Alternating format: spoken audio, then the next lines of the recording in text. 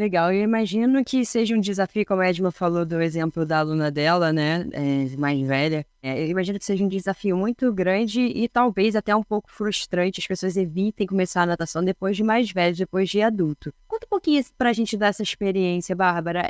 Quais os medos que são mais frequentes, né, dessas pessoas começarem numa idade mais avançada e qual é a melhor forma também, em contrapartida, de acolher essas pessoas? Como é que você não como é que você mantém essa pessoa dentro dessa atividade com que ela se sinta acolhida e se sinta capaz, né? Porque eu imagino que o medo seja muito grande, por isso que até hoje talvez ela não tenha entrado nessa modalidade. Sim, Rafa, isso é muito importante. O primeiro medo que se sente e que é mais comum é o medo do afogamento, né? Porque a estatística de afogamento no mundo ela é muito grande. Por exemplo, por ano, 236 mil pessoas morrem afogadas, e só aqui no Brasil, a cada 1h30 morre alguém afogado. Então, as notícias são muito ruins com relação a esse ambiente, como você vai pesquisar, se você der um Google. Então, esse é o principal medo. Só que o medo, né, é uma coisa que está na nossa psique, né, está na nossa mente. E isso psicossomatiza para o nosso corpo. Então, o que acontece? Quando a gente sente medo, a primeira reação física e fisiológica é uma tensão muscular. E o que acontece com essa tensão? Você fica pesado. E o músculo contraído, ele é mais denso e ele é mais pesado que a água. Então, geralmente, quando a pessoa se afoga, em primeira instância, não é porque ela inspirou água, é porque ela ficou nervosa. Em águas calmas, se você se sente calmo, consegue relaxar e flutuar, você já está salvando a sua própria vida. Porque boa parte do músculo é composto de água, então você consegue flutuar por se manter calmo. Então, o primeiro trabalho para lidar com medo é tentar encontrar quais são os pontos naquela pessoa que faça com que ela se permaneça calma. Isso com relação ao afogamento, se ela tem segurança com a parte técnica, porque ela nunca praticou o esporte. Porém, quando a gente fala de medo, a gente não pode desconsiderar a história de alguém, a vivência dela. Então, o medo ele tem várias ramificações. Às vezes, uma pessoa, quando olha o mar, ela não tem medo de água ou insegurança pelo esporte, ela está com um trauma familiar. Ela pode ter visto alguém, ou nem lembrar conscientemente alguém que já teve uma situação de apuros, e ela psicossomatiza aquilo de alguma forma. Tem um medo,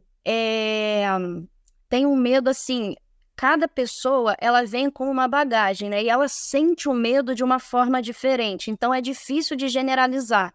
Por isso que uma anamnese, uma escuta, ela é muito importante.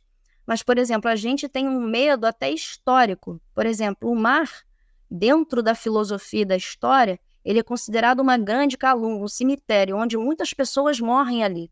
Então, até na história do nosso país, quando as pessoas foram escravizadas e foram exportadas para cá, para o Brasil, muitas foram lançadas ao mar, porque o Oceano Atlântico, por exemplo, é um oceano que estava muito medo, era um oceano desconhecido.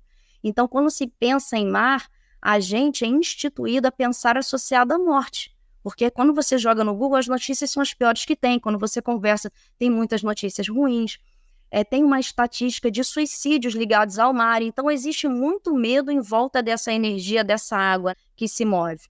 Um outro medo que é muito comum quando as pessoas vão praticar atividades em águas abertas é de lidar com um ambiente na qual elas não têm controle, porque a piscina é um grande quadrado, é uma construção para um ambiente ser controlado, tratado pelo homem, a água cuidada pelo homem e o mar. O mar não tem controle nenhum, você tem que aprender a lidar com o imprevisível, tem vidas marinhas, então ali a gente está pedindo licença, entre aspas, e autorização para estar naquele espaço, porque a qualquer momento você pode interagir. Você está na água, passa diversos cardumes, passa uma tartaruga gigante, salta uma arraia, então você vai com aquele seu planejamento perfeito e quando você para ali, você se vê numa situação que nada daquilo está no seu controle. Então, são diversos medos que envolvem esse trabalho, né? E aí eu acho que o que vale é a escuta, entender o que a pessoa traz daquela história, por que ela tem aquele medo. E uma forma de desconstruir o medo é através do conhecimento.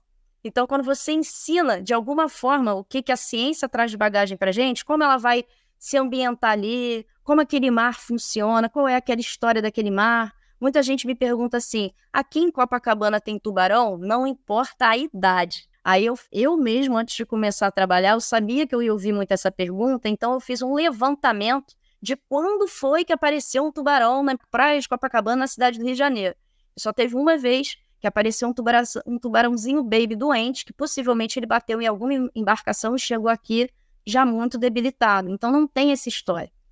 Então, assim, gira muito no universo da fantasia. E a imaginação, às vezes, é o nosso maior inimigo, né? Então a gente precisa, assim, realmente focar, fazer um bom trabalho, assim, de autoconhecimento, entender por que aquela situação te traz medo, para a gente conseguir evoluir no esporte como ferramenta de qualidade de vida. Mas é o que eu amo fazer. É muito gostoso trazer essa transformação para as pessoas e elas vão lidando melhor consigo mesma, vencendo seus medos e se envolvendo ali com o esporte, com as águas abertas.